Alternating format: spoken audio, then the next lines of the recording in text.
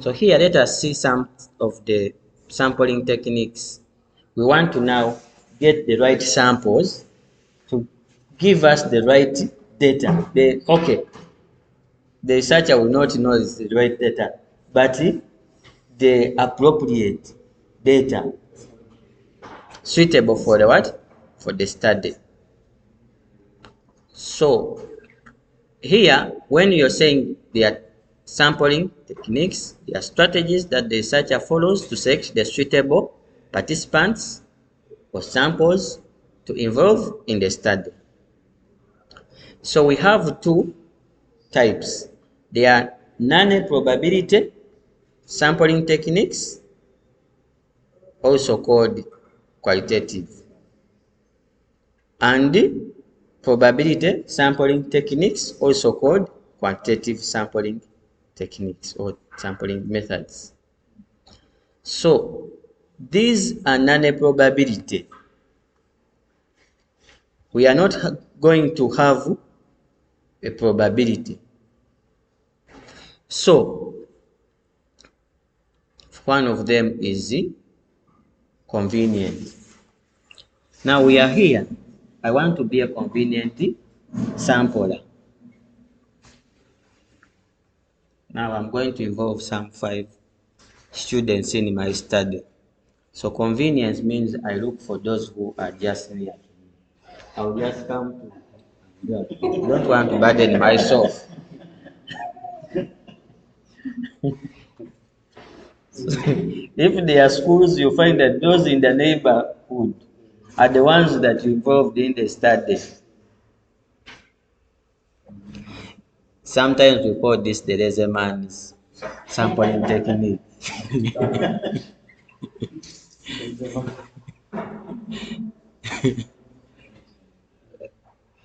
So this is purposive. Purposive, I'll first establish the purpose. The reason, there should be a concrete reason why I should involve you, not the other.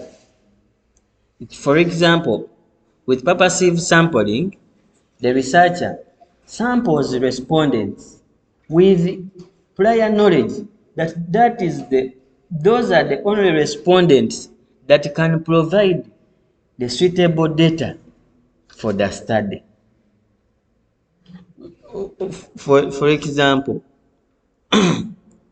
where you wanted to know the effect of COVID-19 on people's health, you only purposively sample those who were affected by COVID-19. If you say to you, were you affected by COVID-19? Yes, yes. Let me tell you. Now, if you go to a school, you could look for a head teacher. That if you don't involve the head teacher, then there is core information you're going to miss. So you remove probability for sampling the head teacher.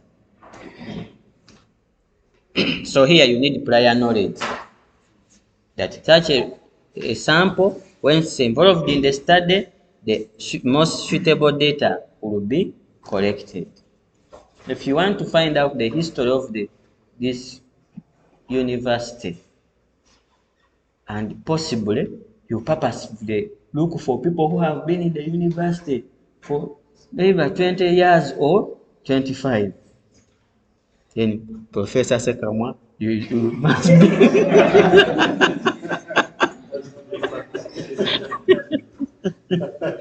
must be purposefully sample.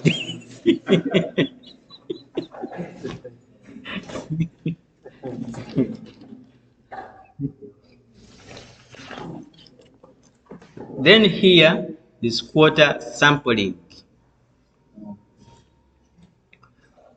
In quarter sampling, you divide the population into quarters and you sample a quarter. Sample a quarter. If I came with my ring and I throw the ring praying that the ring is soft not to hurt your head. Whichever I look the others, whichever it samples there, I sample. I'm involved in the study.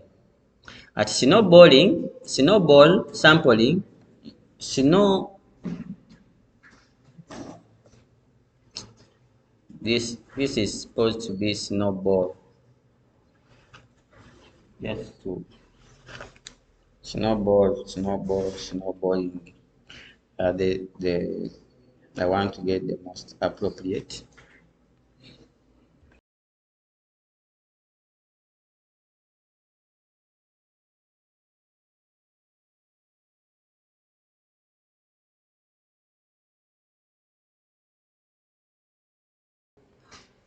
The spelling for snowball is a ball like football. Snowball, BALA.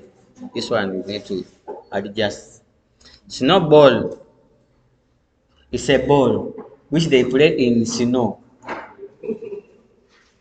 So this ball, uh, when you when you kick the ball, because it is snow, the ball does not go very far. You've got to go to it and kick it to move until it reaches. So snowballing is like in sampling we say you want to know the people who are affected by COVID-19. But when you get one who was affected by COVID-19, then you can ask that person, do you know anybody you were with in the hospital? Then the person tells you, yeah, even my neighbor. Then you go to the neighbor. Yes, you go to the neighbor. Uh-huh. Until you reach what we call a saturation point. That now the ones you've reached are referring you back to the ones you've finished. Then you say, now I've sampled most of them.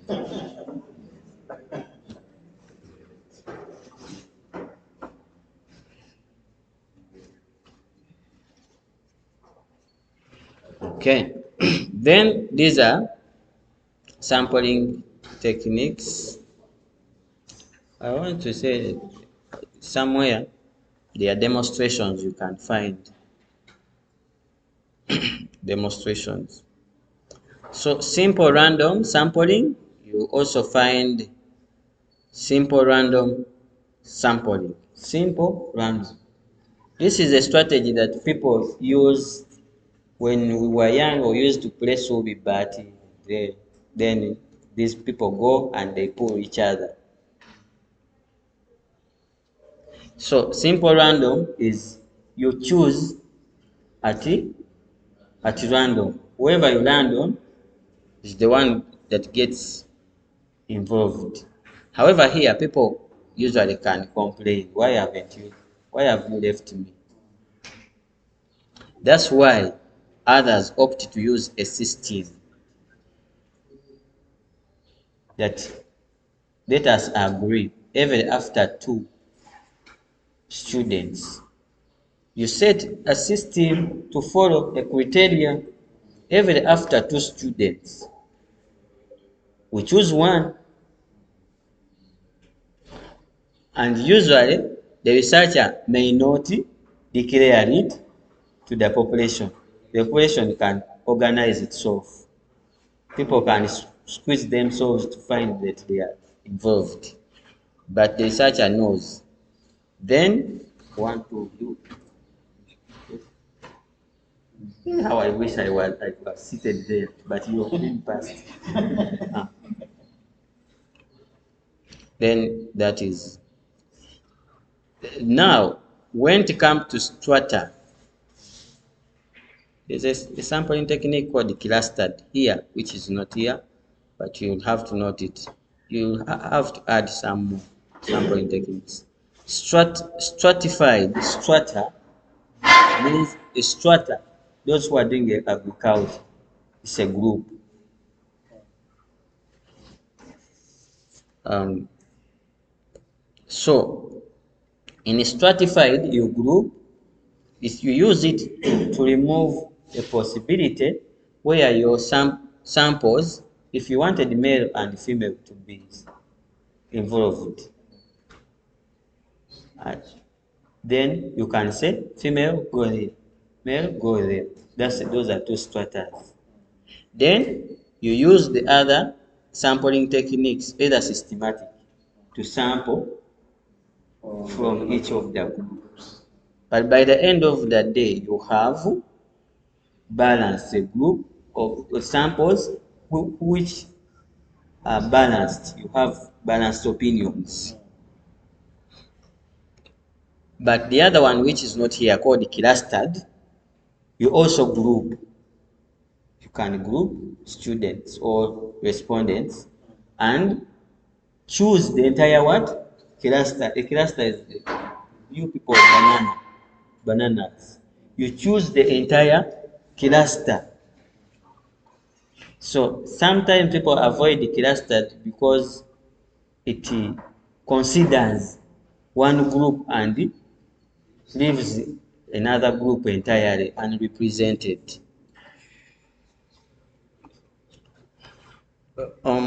Random sampling, random numbers method is you can put two, two, two, two. Those are the people who select the number two are the only ones to consider. Now you put even number 7 and the others. You've seen those people. Yeah. Then whoever selected the number 2, you come. All others have been left aside. So use randomized numbers. In matrices, these are organizing samples in rows and columns. Then you can choose either through diagonal, like you put people, if they are lining up, and then you come with a stick and it goes diagonal, whoever has stepped on it, you get out. It is a diagonal. However, some of these, you can use them in research that is practical. But most people here use it. Simple random, systematic, and yeah, even yeah, random, yes. Whichever sampling technique you use, you give us why you've chosen it. That's why it is important for the student to know the pros and the cons of a sampling technique. Why did you choose it? Most students here don't present dissertations. Bastard students, they will ask you, but that sampling technique you used will not give you the right samples, the right data. But here, yeah, for you to have knowledge. Now, here, these are data collection methods, and then they are instruments. What is a questionnaire?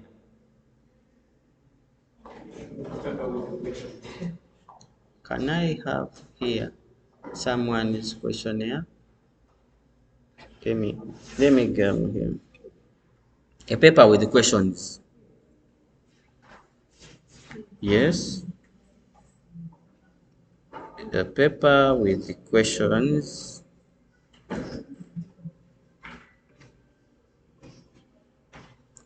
Let me look at somebody else is here. Search.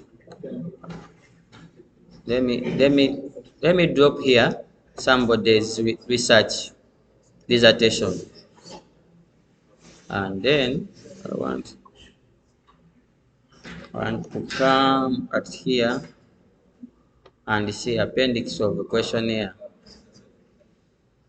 Questionnaire, you expand it, remove this, and then you see this is a questionnaire. In this questionnaire, You call it a questionnaire because it has questions which are documented and they are about almost the same issue. A set of questions which is about the same subject, the same issue, is called a questionnaire. But in research, we call this questionnaire because you're not you administer it. You don't use the word giving or issuing questionnaire. You print it or share it digitally, and that is now administering. That respondent, the sample, now is going to respond. The respondent has got to fill it by him or herself without your intervention.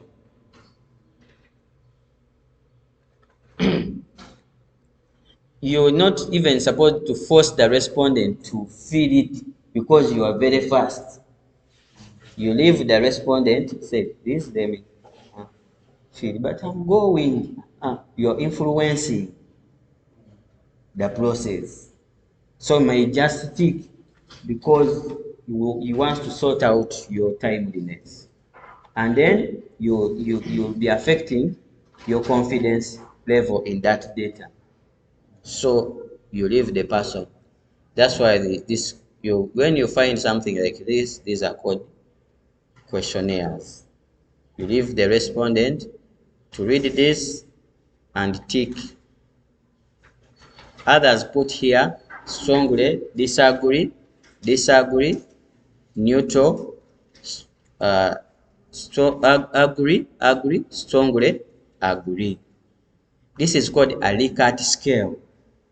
Likert, like this, the man called the Likert scale of 5. This is called the Likert scale of 5. Others have a Likert scale of 4, which eliminates neutral.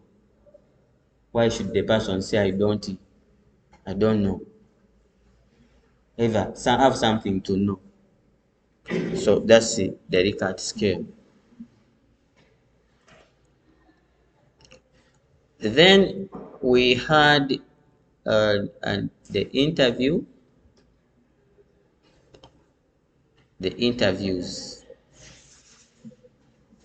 Maybe what you call open-ended and closed-ended questions. Okay. These questions that limit the yes or no questions are called closed. Yes. Or questions that require somebody to just tick off after you've given alternatives. They are closed. But open, I don't know, this one may not have open-ended questions. Open. An open-ended question is stated in such a way that you don't give anywhere, you leave what is your field. Students can come up with their alternative ways of addressing their problems. You give this. You can say, what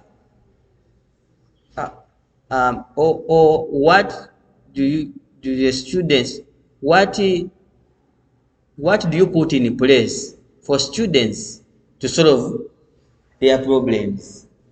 You see that? Now that is open. Another one say this, that. You will not get common answers. That's qualitative. So if the questionnaire has that element, a question like that there, then that's an open-ended question. Or you will allow the person to give you this response, but ask the person to give you the reason why that is so. Then that will be open.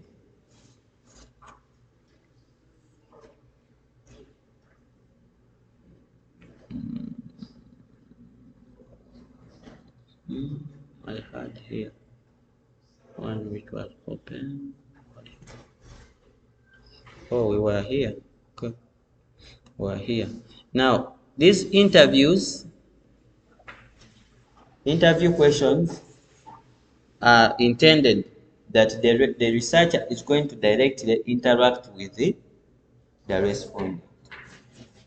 You set questions, interview questions, because this is interview is good for qualitative research, where you want to get people's opinions, suggestions, and feelings.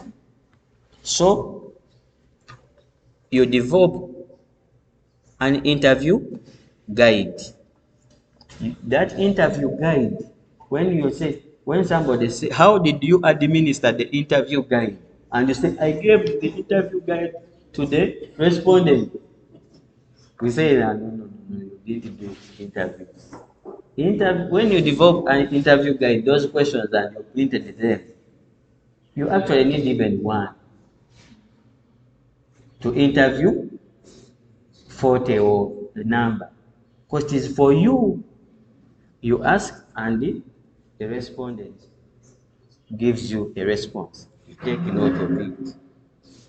Take note of it until you finish and move. What they are encouraged because they allow interaction where the respondent has not understood the concept, can ask, or where the response is not very clear, you can also intervene and get a clearer response, which questionnaires may not. Then focus group discussion. In the focus group discussion, you call the respondents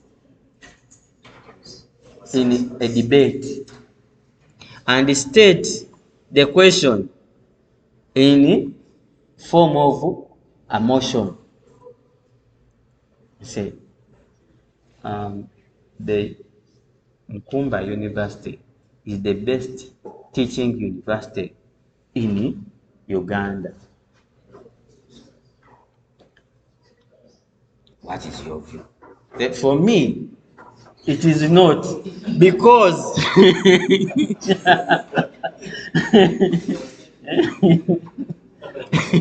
then another one, yes, it is.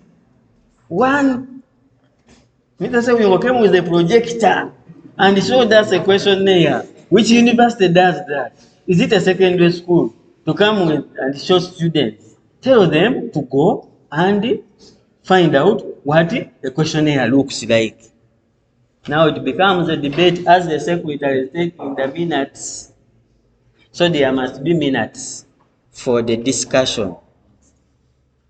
And you leave the, don't interrupt unless they are arguing against each other to the extent they want to grab each other. And say, now it is your turn. Please, Mr. First wait. You're also going to come in. And then you balance it up. Then documentary review. This is called documentary review. For focus group discussion, for you to guide that focus group discussion, you need to have a discussion guide with you. After they have exhausted that motion, you set another question, another motion, and then until you finish. You should not have very many motions. People will instead lose emotion. Then here, documentary review. In document review, you need to know which documents to review. For example, you can go to a school and people are saying performance is good. Okay, here. Then when you go to look at the UNEB report, it's giving you another. Then that means that you have reviewed a document called UNEB report. So here you can review documents, which are reports, articles, minutes from meetings. You are going to find here the sources of literature review. Here are the ones you review because they are documents. Already researched dissertations and reports. You can also rely on them to inform your study. Documentary review is called the secondary source of data. But these other ones are primary. Primary means you get data from the what? From the samples. And those affected samples. Not secondary. This is third party. That's why usually it's done for literature and not necessarily to inform your conclusion. Then observation. Observation, that one, if you're doing an experiment, you can, the design is experiment, then you observe an observation. And then observation can also be used in where you go and see attendance of learners, they're coming at this time. Besides what the others are giving you in the interview, here you're observing to see what's happening. However, you need to have what those observable areas. Not everything you observe you should be is relevant for your research. So you agree with the supervisor those areas to be observed. Then you go and observe those. The ones that are not there, you cross out. What is there, you tick it off. And then say they are not doing this and the other, according to what? To the observation. This data collection method is allowed to some extent. Actually, world research shows that observation is the best data collection instrument, though it is subject to high level of bias. That's why some people rely on these others. You'll also find other people call them surveys. They are surveys. But what we call a survey is another word to mean questionnaire.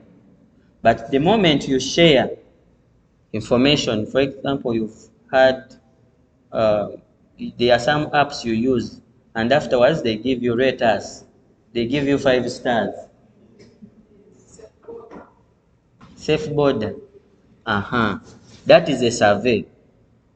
It is an online. So you don't know actually who is rating you. It could have come when somebody is that he, maybe the phone is with the wife and the man is the one who traveled by safe border. And then I want to use the phone very fast, rates them 5 and because they are online, you may not necessarily know who is actually responding. So if you are using such online systems, you call them surveys. Yeah. So far, I would like to close this session here.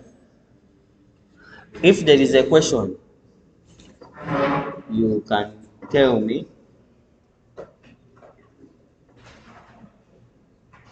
and we address it. But so far, this session has been, to me, I'm rating myself. I want to wait for your assessment. Okay.